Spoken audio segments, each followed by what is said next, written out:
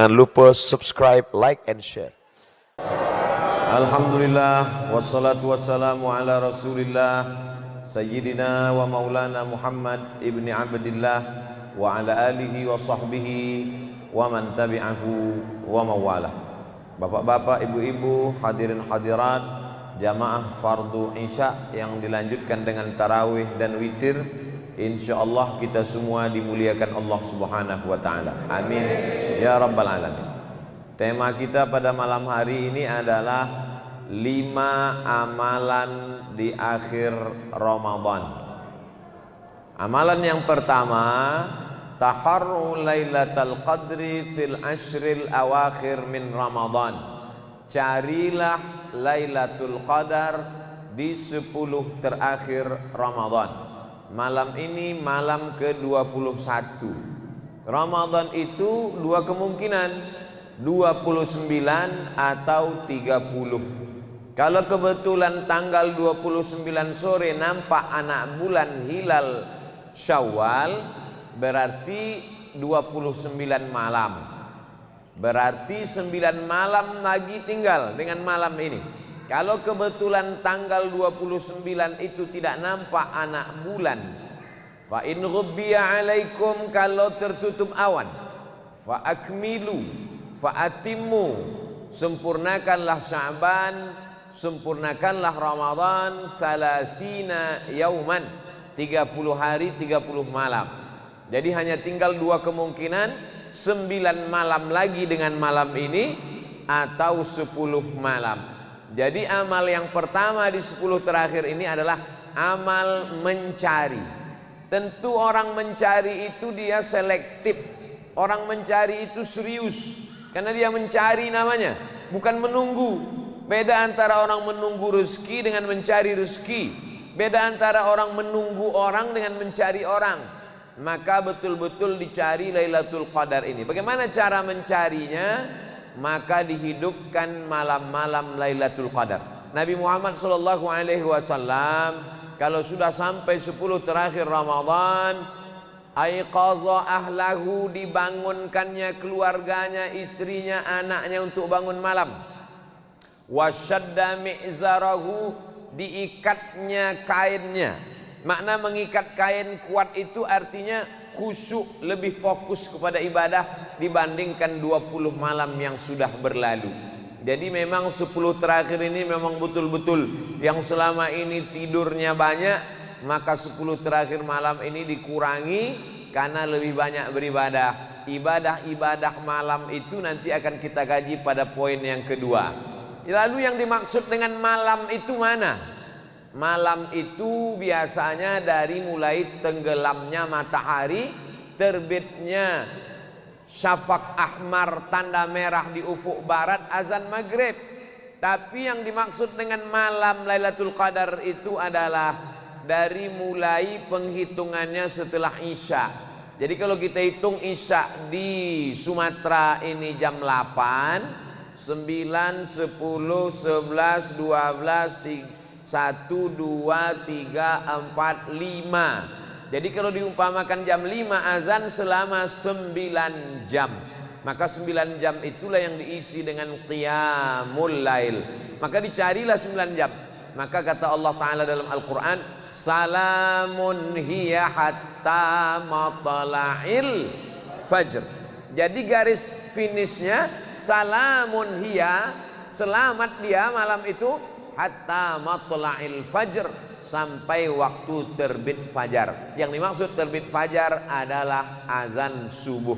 Jadi kalau ada orang mengatakan Nabi Muhammad SAW membagi malamnya menjadi 3, perbanyaklah beribadah di 1/3 malam, maka tinggal bagi saja 9 bagi 3, 9, 10, 11, 12, 1, 2, 3, 4, 5. Jadi yang dimaksud dengan 1/3 itu adalah 9, 10, 11. Yang dimaksud dengan 1/3 malam itu adalah 12, 1, 2.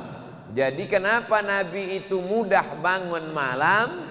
Karena dia tidurnya di awal waktu. Kalau beribadahnya habis isya, tidak pakai tidur, namanya qiyamul lail, tegak di waktu malam. Tapi kalau habis isya tidur, melawan ngantuk, itu bahasa Arabnya tahajjada ya tahajjadu, tahajjudan, tahajjud. Wa minal laili, dan dari sebagian malam fatahajjad, lawanlah tidurmu, lawanlah kantukmu. Di kota Makkah dua-dua dilaksanakan. Habis sholat isya tarawih. Tarawih itu qiyamul lail. Kenapa disebut tarawih? Karena setelah 4 rakaat duduk beristirahat lama, panjang. Di tempat kita habis 2 rakaat duduk sebentar. Tapi setelah 4 rakaat ada baca doa Al-Khalifatul Awal Abu Bakrin Siddiq radhiyallahu anhu. Duduk sejenak bertasbih, berselawat, berzikir, mengingat Allah. Lalu kemudian setelah itu barulah dia tegak lagi. Maka ini semua ibadah-ibadah yang bernilai man qama, siapa yang menegakkan malam. Orang lain malamnya berbaring, menempelkan tulang belakangnya, tengkuknya ke atas bantal. Tapi dia man qama, tegak. Ramadan, imanan, karena iman kepada Allah. Wahtisaban, karena mengharapkan balasan dari Allah. Ghufira lahu ma taqaddama min dzambih, maka diampunkan Allah dosa-dosanya yang lalu. Kalau dia bangun setelah tidur, namanya tahajud. Kalau dia tidak tidur, namanya qiyamul lail. Maka kita disuruh untuk qiyamul lail. Malam-malam ini dihidupkan, bahkan tidak tidur sama sekali. Bahkan orang-orang soleh itu memang dari mulai isya sampailah subuh. Dan di Indonesia ada beberapa masjid yang melaksanakan qiyamul lail dari isya sampai subuh. Ada yang setengah Al-Quran 15 juz, bahkan ada yang 1 juz selama 8 jam. Potong, makan, sahur, zikir, baca Quran, dan istirahat sejenak. Jadi amalan yang pertama adalah amalan mencari. Mencari itu bukan amalan Pak Ustadz. Amalan itu kan sholat, zikir, baca Quran. Mencari itu amalan. Mencari ilmu amalan. Man kharaja fi talabil ilmi, siapa yang keluar rumah berniat menuntut ilmu, fahuwa fi sabilillah, maka dia sama seperti orang yang berjihad fi sabilillah hatta yarji'a, sampai dia pulang ke rumah. Maka mencari maklumat, mencari ulama, mencari habaib, mencari pengetahuan, mencari tempat ibadah, mencari waktu-waktu yang baik, mencari ini adalah juga ibadah. Ini poin yang pertama. Yang kedua, apa ibadah-ibadah waktu qiyamul lail itu? Qiyamul lail umum, qiyam tegak. Orang yang tegak tak tidur. Orang berbaring bisa tidur. Orang duduk bisa tidur. Kalau orang tegak tertidur, lututnya akan bengkok, pasti dia jatuh. Berapa banyak jamaah saking kenyang perutnya tarawih tertidur waktu tegak, jatuh dia. Maka ketika orang qiyam tegak, maknanya dia malam itu tidak diisi dengan tidur. Lalu diisi dengan apa? Malam 9 malam dalam 21, 22, 23, 24, 25, 26, 27, 28, 29 ini. Yang pertama diisi dengan solat sunnat. Solat isya berjamaah, habis isya ba'diyah, habis ba'diyah tarawih, habis tarawih kemudian witir, lalu kemudian pulang ke rumah, nanti bangun malam solat sunat wudhu, habis solat sunat wudhu solat sunat taubat, habis solat sunat taubat solat sunat tahajud, habis tahajud kemudian solat sunat witir. Tidak lagi witir karena udah witir habis tarawih tadi.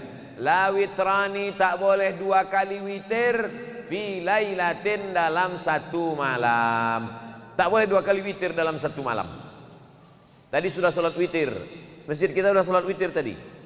Nanti bangun malam hanya solat tahajud saja, tidak ditutup lagi dengan witir. La witrani, tak boleh 2 kali witir dalam 1 malam. Jadi malam ini diisi dengan solat. Kemudian setelah solat membaca Al-Quran. Idealnya malam ini kita masuk baca juz 21. Tapi ada jamaah malah sudah khatam 2 kali. Tapi ada yang belum bergerak dari juz 1. Nah, inilah kesempatannya untuk mengejar supaya malam-malamnya itu buka Quran. Yang tak bisa buka Quran, buka handphone. Download aplikasi Quran digital di Play Store. Tidak ada halangan. Saya payah bawa-bawa Quran ke sana kemari, masukkan dalam handphone. Nanti kalau handphone saya ada Qurannya, payah masuk WC. Boleh bawa handphone yang dalamnya ada Quran digital masuk WC dengan syarat handphonenya gelap, tidak dalam keadaan hidup. Kalau hidup tak boleh. Tak boleh handphone hidup ada tulisannya zalikal kitabul la raiba fih masuk ke dalam WC, tak boleh. Tapi kalau dimatikan gelap dia boleh. Sama juga macam kepala kita ini. Kepala kita ini walaupun tak 30 juz tapi juz 30 kan ada di sini. Kalau kita masuk ke toilet kan kita bawa kepala kita ini. Boleh. Tak perlu kepala ini kita tinggalkan di pintu lalu masuk kita ke dalam. Itu dalil untuk mengatakan Quran yang ada di dalam handphone boleh dibawa karena dia tidak dalam keadaan hidup. Maka bacalah Al-Quran terus hatamkan. Target mesti khatam. Masih ada 9 malam untuk diisi dengan Al-Quran. Duduk satu juz, 1 jam 1 juz, 2 jam 2 juz, 3 jam 3 juz. Berarti kalau 3 juz malam ini, 10 malam lagi, insya Allah yang belum memulai baca Quran, start malam ini, insya Allah sebelum malam takbiran sudah khatam, insya Allah. Amin.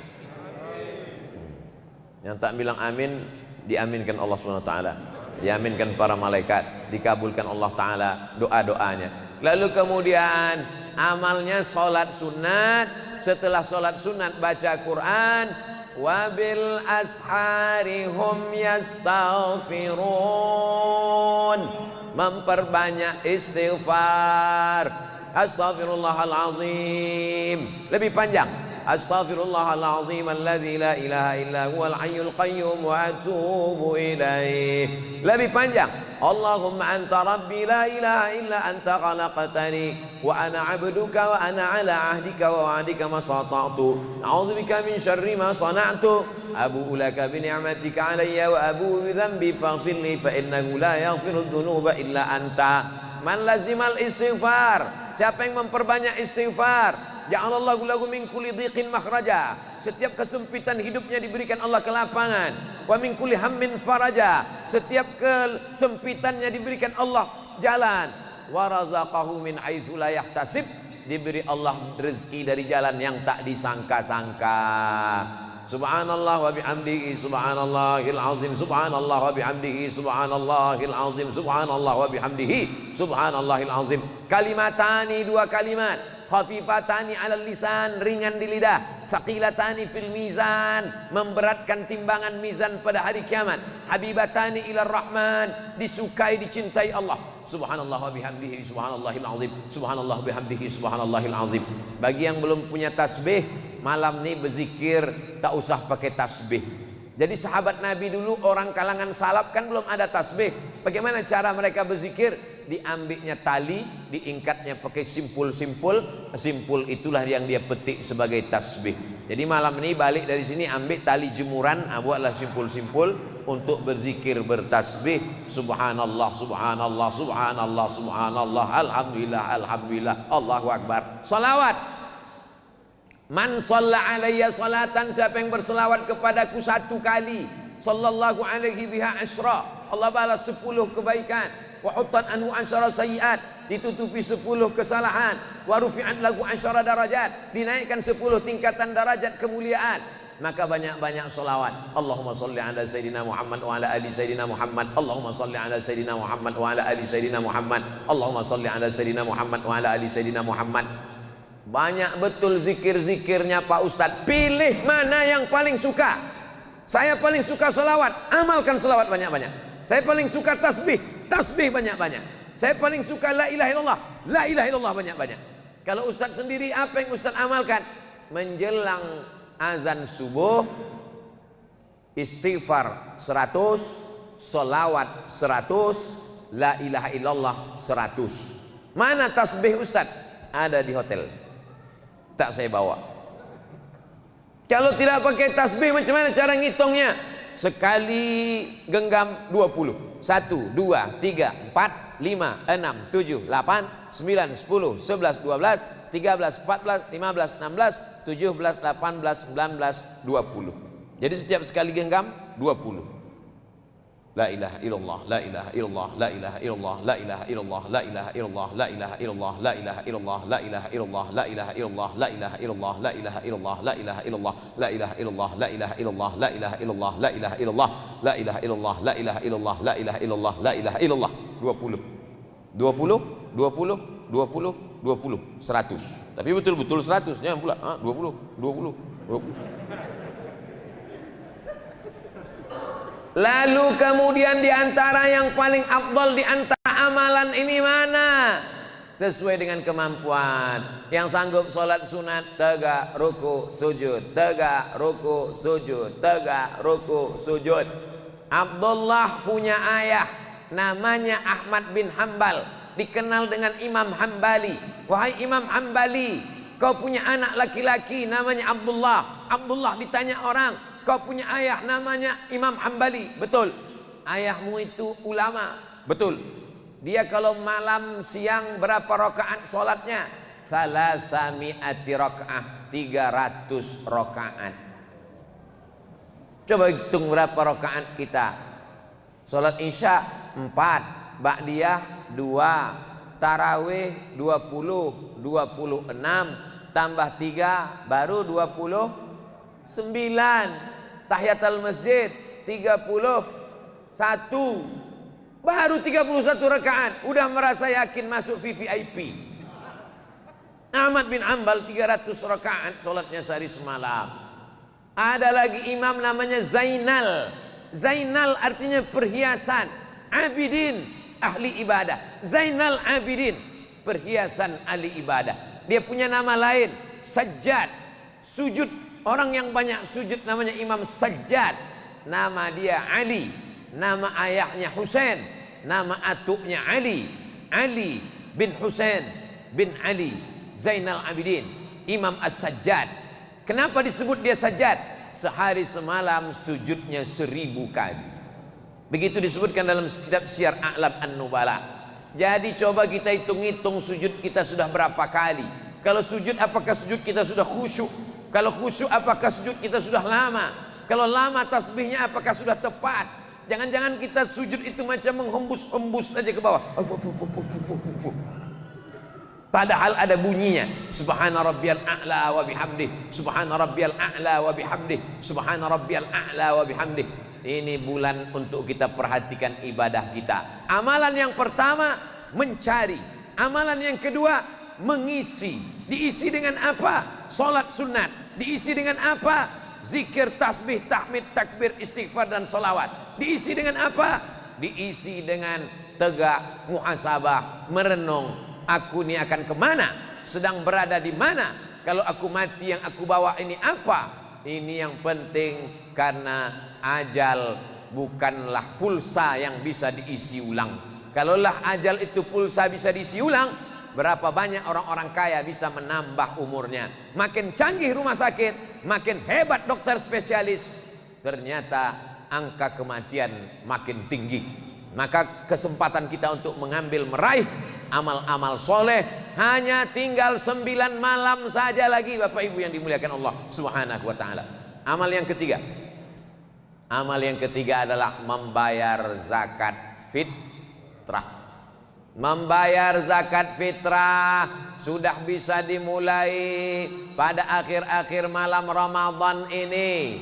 Menurut mazhab Maliki dibayar 2-3 hari sebelum Idul Fitri. Menurut mazhab Syafi'i sudah bisa dibayar sekarang.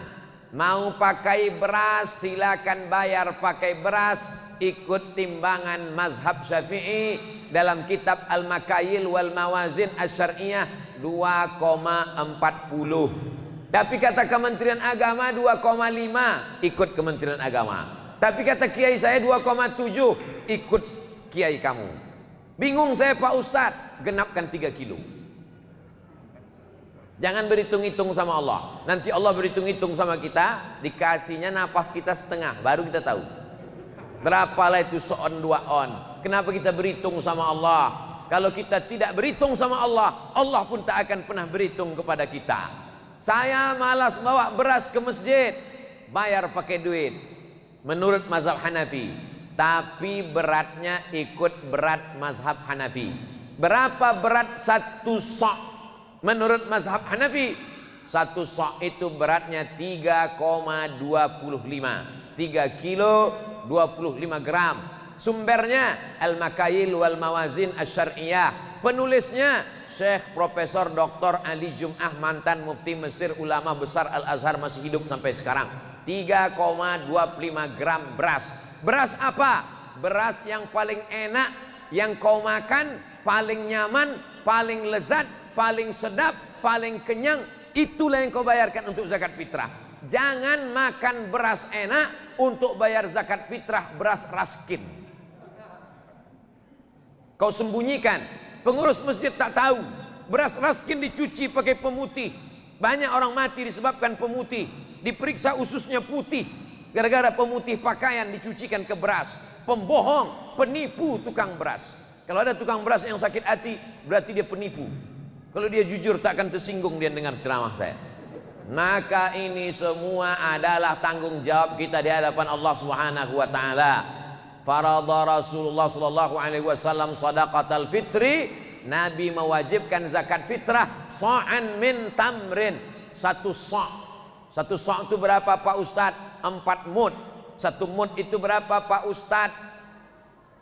Macam-macam menurut mazhab Syafi'i, Hanafi, Hambali, Maliki. Sudah saya sampaikan. Ikut mazhab Syafi'i 2,4. Ikut mazhab Hanafi 3,25. Yang jadi masalah, dia bayar pakai duit, tapi timbangannya timbangan mazhab Syafi'i. Ini talfiknya kacau balau. Kalau mau bayar pakai beras, pakai timbangan mazhab Syafi'i. Tapi kalau mau bayar pakai duit, pakai timbangan mazhab Hanafi. Ustadz sendiri bayar zakat fitrah pakai apa? Saya dari sejak pulang dari Maroko 2008 Ramadan sampai 2021 ini, alhamdulillah insyaallah membayar zakat fitrah pakai beras. Tapi saya tak menyalahkan yang bayar pakai duit. Untuk zaman sekarang mana yang afdal Pak Ustadz? Pakai beras apa pakai duit? Zaman dulu pakai gandum. Gandum bisa dibarter dengan kain. Gandum bisa dibarter dengan minyak. Gandum bisa dibarter dengan ayam. Sekarang kalau ada fakir miskin, di rumahnya ada beras 3 karung, beras itu dijualnya lagi supaya dapat duit. Maka kata Syekh Ali Jum'ah dalam kitab Al-Bayan lima yushghilul azhan, zaman sekarang afdal bayar zakat fitrah pakai duit. Kenapa? Karena orang kaya kalau berasnya banyak, tak bisa beras itu dipikulnya ke mall untuk beli celana. Maka pasti beras itu dijualnya murah. Ujung-ujungnya dia mau mencari duit. Langsung saja bayar pakai duit. Tapi beratnya menurut mazhab Hanafi. Yang mau bayar pakai beras, beli beras ke warung, masukkan ke plastik hitam 10 bungkus. Anak saya, istri saya, cucu saya, menantu saya, ponakan saya, tetangga saya. Bagus, bayarkan orang. Jangan bawa duit dari rumah, tidak mau membungkus beras, tidak mau beli beras, tidak mau bawa beras dari rumah, bawa duit sampai ke masjid baru beli beras. Berasnya cuma setumpuk sebungkus. Aku beli beras ini dengan harga 25.000 tunai. Aku bayarkan untuk aku tunai. Aku beli lagi tunai. Untuk biniku tunai. Aku beli lagi tunai. Untuk anakku tunai. Untuk anakku tunai. Cucuku tunai. Menantuku tunai. Lama-lama koyak. Habis.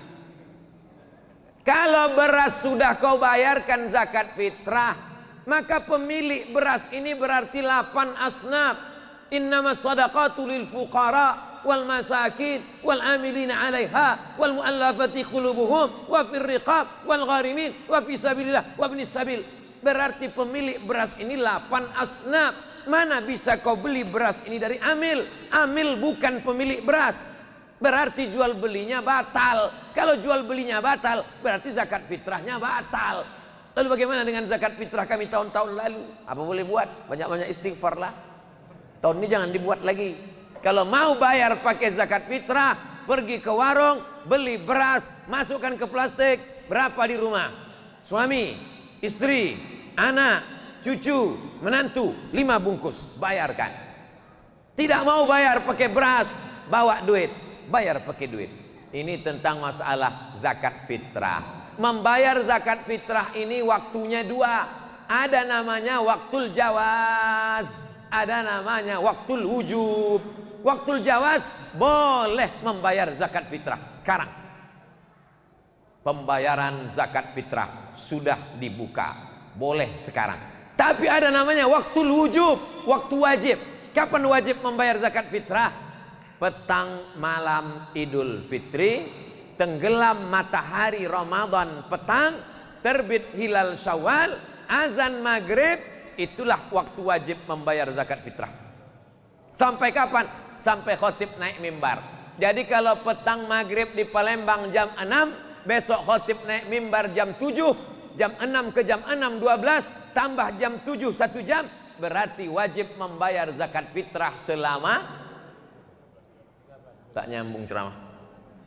Kalau tenggelam matahari di Palembang azan maghrib jam 6, besok khotib naik mimbar jam 7, berarti wajib membayar zakat fitrah selama 13 jam.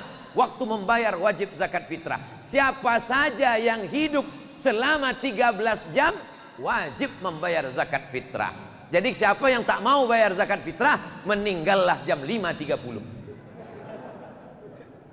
Siapa saja yang hidup selama 13 jam itu, maka dia wajib membayar zakat fitrah.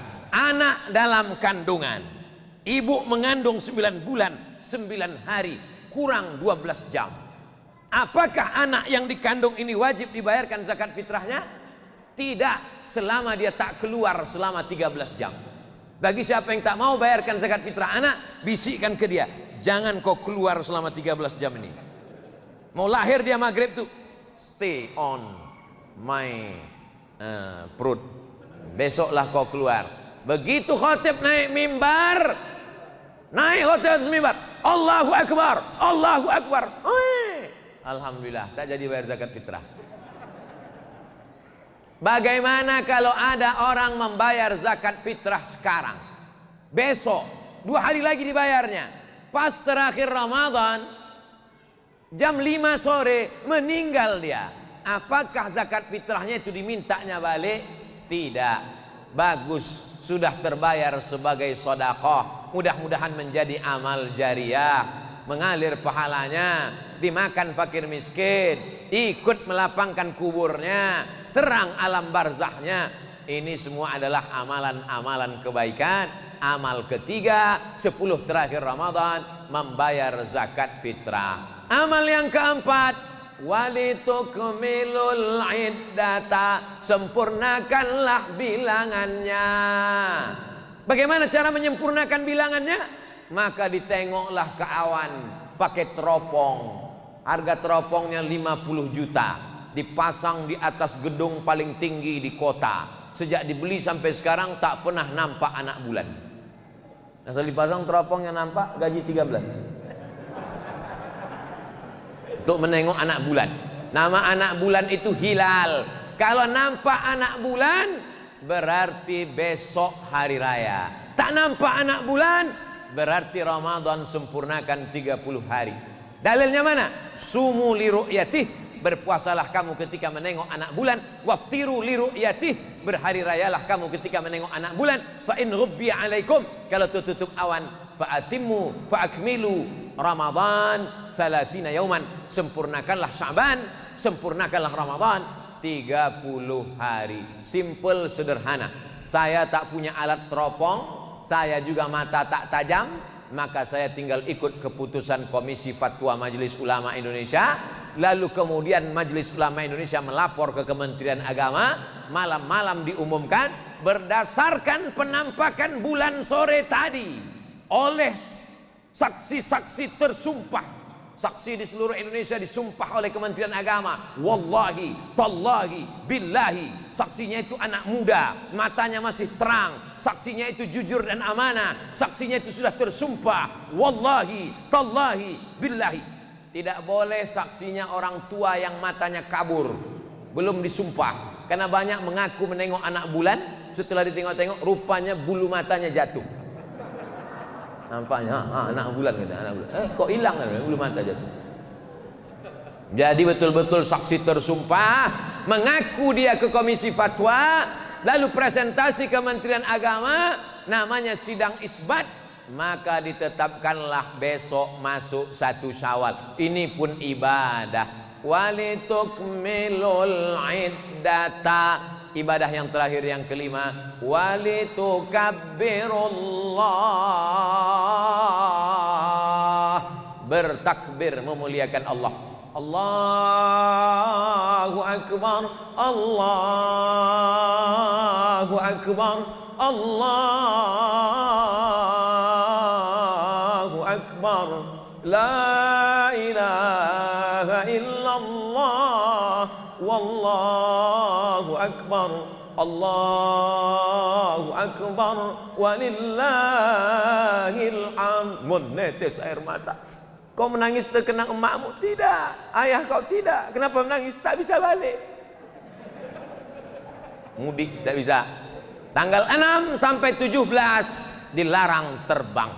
Maka saya pulang ke Pekanbaru tanggal 5 sebelum dilarang. Kalau sampai tanggal 5 tak terbang, berarti hari raya saya di Palembang. Tak bisa terbang. Jangan tepuk tangan pula. Allahu Akbar. Takut pula saya diaminkan jamaah. Saya sudah ada jadwal di Pekanbaru, khutbah di Masjid Nurus Salam, Jalan Taman Sari. Ini semua adalah janji Allah Subhanahu wa taala. Kalau kita tunaikan janji, maka Allah berikan janji dia. Dan Allah tidak pernah ingkar janji. Innaka la tukhliful. Kalau pemerintah mengatakan jangan ramai-ramai, nanti kerumunan, ada Covid, jangan takbir. Takbir aja di rumah. Jangan kita bayangkan takbir itu mesti di masjid. Di rumah, ibu sambil membersihkan toples tempat kue. Allahu Akbar, Allahu Akbar, Allahu Akbar. Jangan sampai tak bertakbir, ibu. Jangan sampai tak bertakbir malam. Mengagungkan Allah.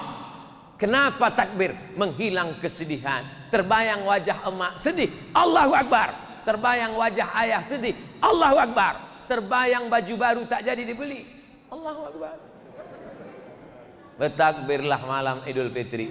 Itulah 5 amalan-amalan yang kita laksanakan selama 9 atau 10 malam. Kalau 10 hari lagi, berarti hari raya tanggal 13. Kalau 9 hari lagi, berarti hari raya tanggal 12. Biarkan bulan bicara. Menunggu anak bulan. Kalau bulannya sabit, namanya hilal. Kalau bulannya bulat, namanya badar. Tala'al alaina. Badar bulan purnama. Tapi kalau bulan sabit namanya hilal. Yang terbit di akhir Ramadan itu nanti badar apa hilal? Hilal. Maka suami ibu yang namanya hilal, simpan-simpanlah di rumah. Soalnya dia dicari-cari orang 10 hari lagi. Hilal, Badar sudah jadi nama orang Indonesia. Pak Hilaluddin sama Badarudin.